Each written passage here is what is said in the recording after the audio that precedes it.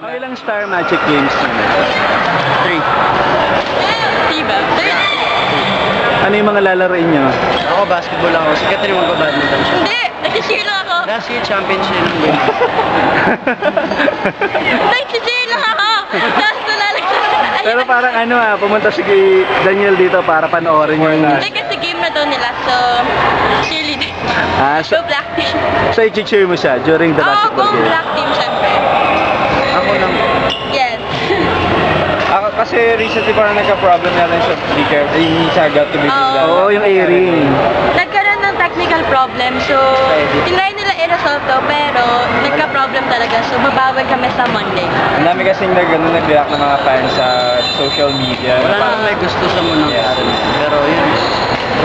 Sabi sinabotahe daw ang inyong show. May mga ganong issue. Sabotage. Wala namang Hindi naman. Pero ano pakiramdam nyo na nung nalaman nyo na hindi nga natuloy yung show na that time? Nagulat lang naman.